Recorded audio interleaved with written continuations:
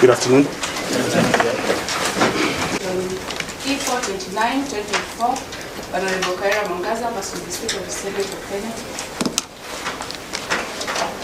Here, Mr. Elisha Ongoya, who is appearing virtually.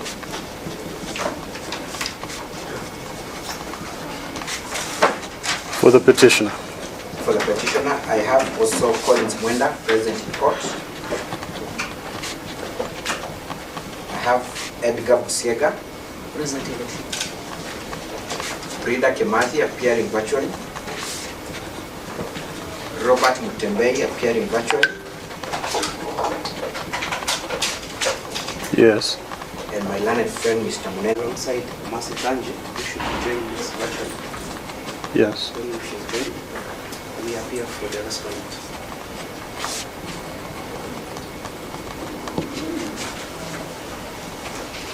First interested party. Good afternoon, my lord. I appear alongside Ms. Ngata. I was not able to appear at noon. I was still winding up my virtual cause list. The ruling is ready. Let me just bring it up.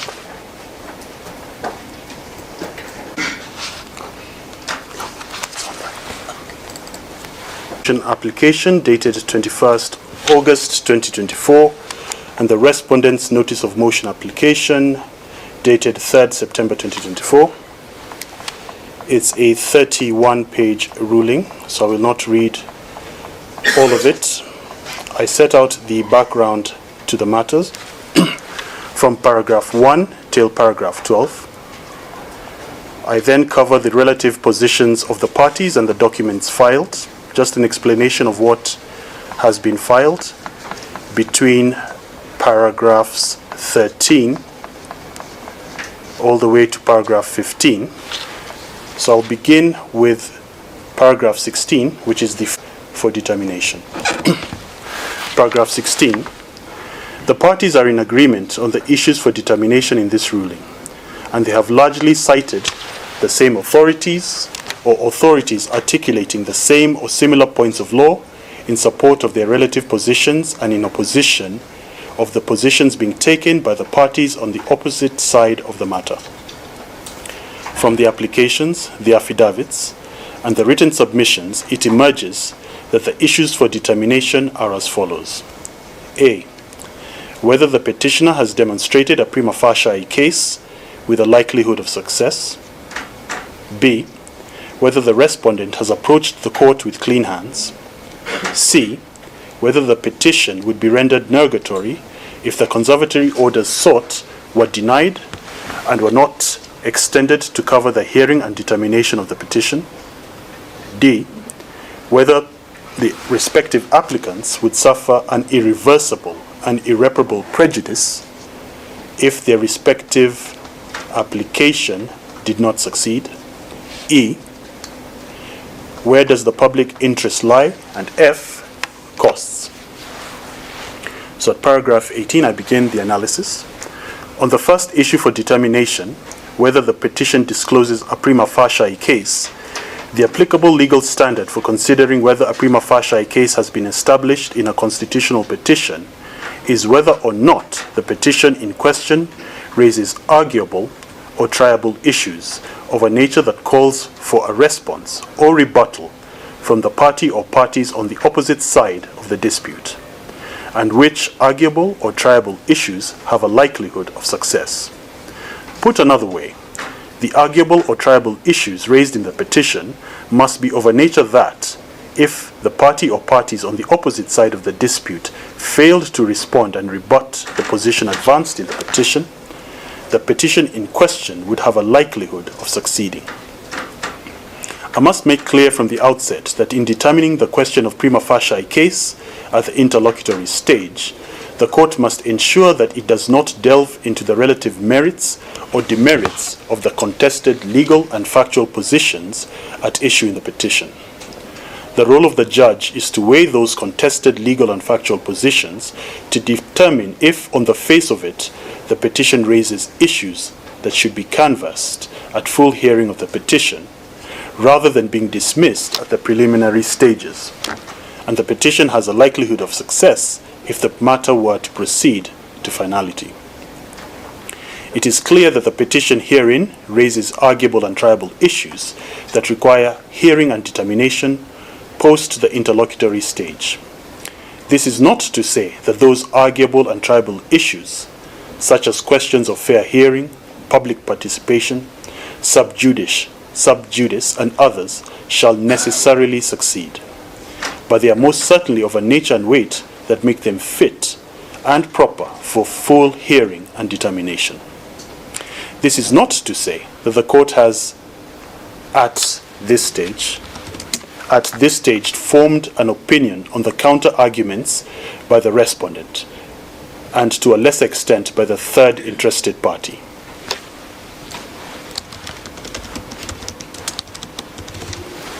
That the petition is essentially incapable of determination in favor of the petitioner for the reason that the position of governor is a public office position with respect to which there can be no private need or expectation to hold office, a position adopted by the Supreme Court of Kenya in the case of County Assemblies Forum versus Attorney General and 3 others, being Supreme Court Petition number 22 of 2017, KESC 58 KLR. That assertion is one best suited for articulation and determination at the main stage rather than at this interlocutory stage.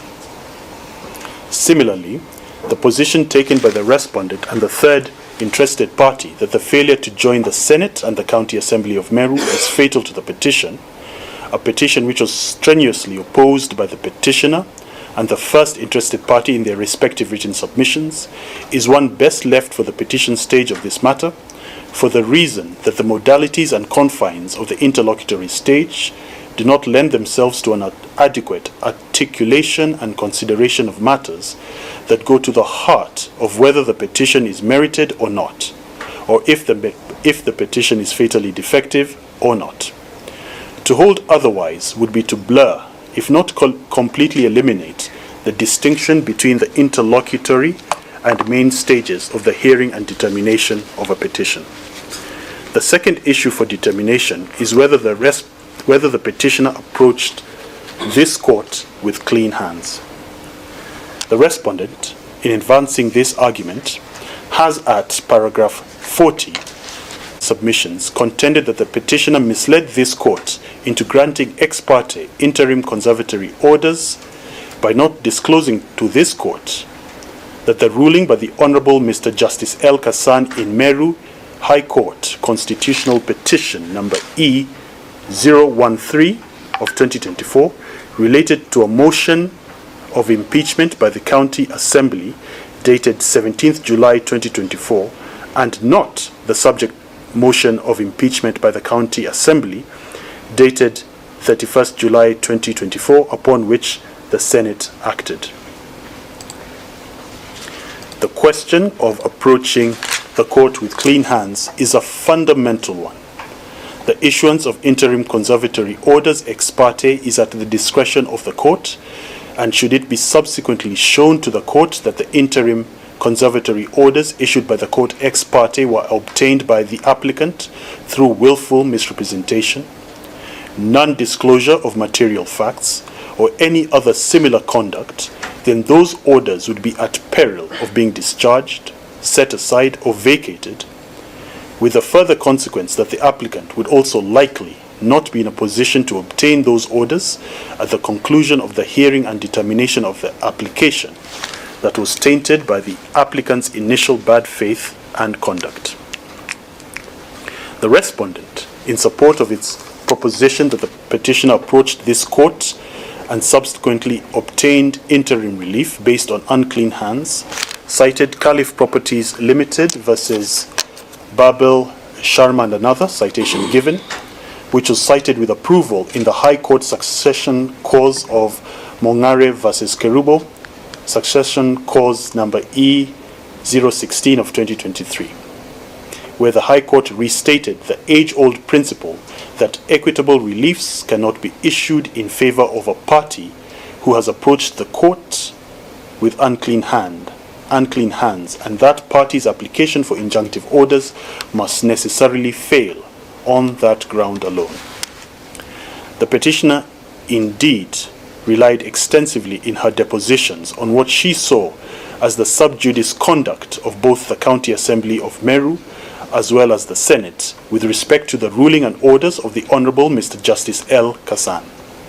However, and similarly to the position taken by this court earlier on the question of Prima facie case, I find that a determination of the merits or otherwise of this issue is best reserved for the main stage, rather due to the nature of the contested facts advanced by the petitioner on one hand versus the respondent on the other. Were it a clear-cut case of unclean hands, which this court could identify and determine at the interlocutory stage, then this court would have no hesitation in doing and determining that question, even at the interlocutory stage. In the present case, the allegation being articulated by the respondent is far more nuanced than the stark instances that were demonstrated in the cases cited by the respondent, and as such, that limb is best reserved for the main stage. Pardon me.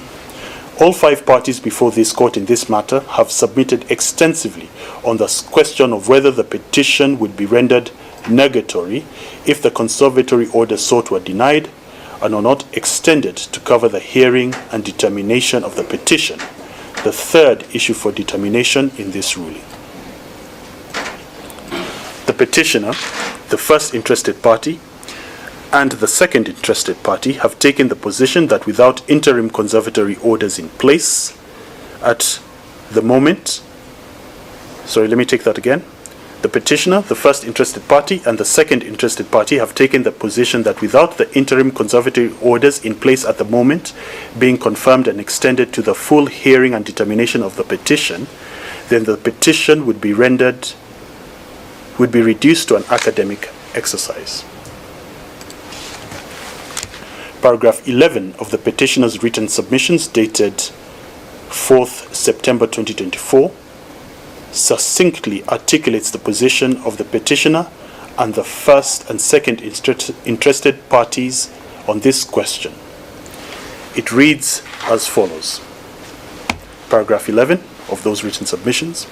It is our humble submission that the petition should be heard without disrupting the status quo, as failure to grant conservatory orders would render the petition a mere academic exercise of no effect. Indeed, disallowing the application would have the indirect effect of denying the prayers in the petition, given the irreversible nature of the series of political actions that would follow. We invite the court to take judicial notice of the operations of any government where a change of the governor or president comes with far-reaching ramifications that would not be desired in the pendency of the petition to be determined. Close of quotes. The second interested party added its voice to this question in support of the confirmation of the conservatory orders in force by stating at paragraph 27 of its written submissions dated 2nd October 2024 that, paragraph 27, the conservatory orders sought are to maintain the status quo until the issues of violation of the petitioner's constitutional rights are heard and determined to finality. Your Lordship, the process of the impeaching the petitioner ought to be interrogated in order for this honorable court to reach a fair and just determination in the circumstances. Unless the conservatory's orders sought are issued, the petition herein shall be rendered otiose. Unsurprisingly, the respondent and the third interested party are of a diametrically opposite view, but for different reasons.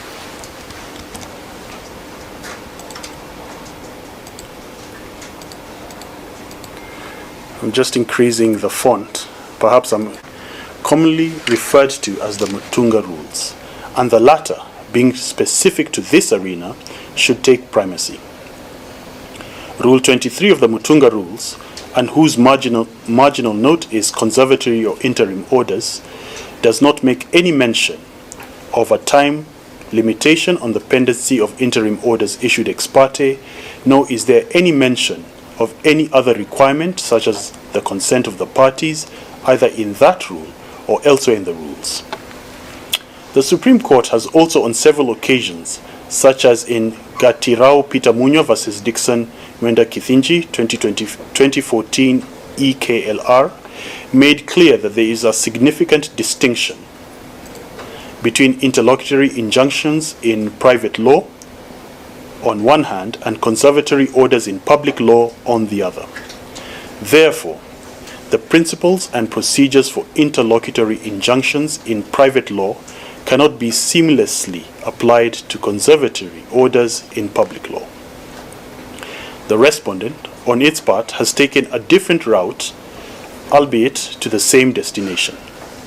The respondent, at paragraphs 29 and 30 of its written submissions, argues that the petition herein cannot be rendered nugatory on account of a failure to confirm and extend the interim orders in place, since the High Court has the requisite power to undo any actions that would have taken place subsequent to a refusal to confirm and extend the interim conservatory orders in place.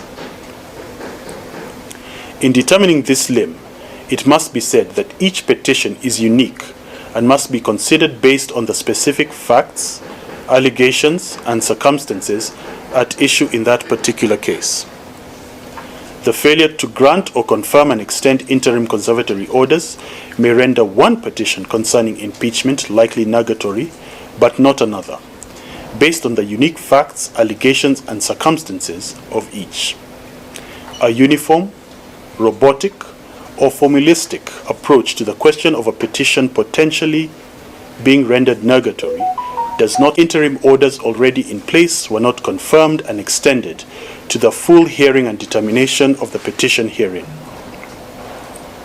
If the interim orders in force were not confirmed and extended as prayed by the petitioner, there would be a succession in the office of the governor of the county, and with it, the likelihood of changes in the staffing of the executive committee and other key offices, a change in the policy and direction of the county, among others.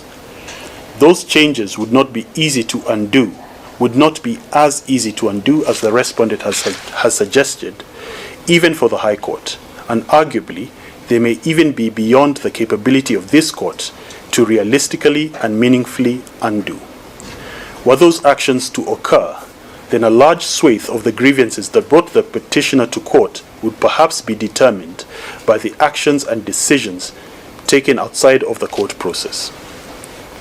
To this court's mind, the alternative of preserving the substratum of the petition for the few more months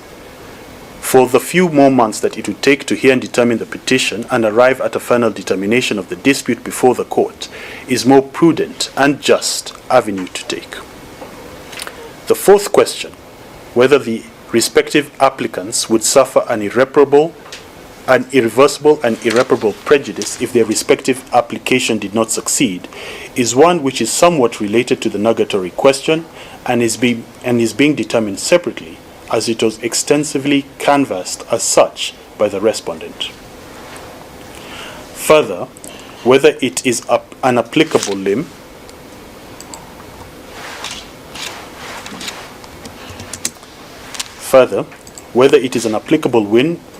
limb within the grant of conservatory orders is not necessarily the question, since the respondent has submitted on this point extensively. It is clear to my mind that the respondent and also the Senate have no real or significant prejudice that they would suffer if the interim orders were confirmed and extended, pending the hearing and determination of the petition. The petitioner, on the other hand, would stand to suffer potentially irreversible and irreparable harm and prejudice if the orders sought were not granted, confirmed, and extended. During the highlighting of written submissions in this matter, counsel for the respondent and counsel for the third interested party both submitted at length that any prejudice that would potentially be suffered by the petitioner could be adequately compensated by way of money damages. However, while that would apply to lost remuneration, money damages cannot compensate for other harm and prejudice that would potentially arise from being removed from office and thereafter being reinstated if the petition were to succeed. Once more, I take the position that it would be more prudent and just to avoid the question of potentially irreversible and irreparable harm and prejudice by confirming and extending the interim orders in force for the few more months that it would take the High Court, as the first court seized with the questions raised in the petition, and thus the trial court, to hear and determine the dispute herein substantively. The next issue for determination is where does the public interest lie? The respondent, pending the hearing and determination of the petition, made a resolution. The court must exercise restraint and limit its intervention in the impeachment to hearing the merits of the petition. I further find that issuing conservatory orders to stay the Senate's decision will be akin to directing or interfering with another organ/arm of government in the exercise of its mandate. Close quotes. Article 165, Clause 6 and Clause 7 set out the supervisory jurisdiction of the High Court in the following terms. I quote Article 165, Clause 6 and 7 as follows. Clause 6, the High Court has supervisory jurisdiction over the subordinate courts and over any person, body, or authority exercising a judicial or quasi-judicial function, but not over a superior court. Clause 7, for the purposes of Clause 6, the High Court may call for the record of any proceedings before any subordinate court or person, body, or authority referred to in Clause 6, and may make any order or give any direction it considers appropriate to ensure the fair administration of justice. Close quotes, emphasis is mine.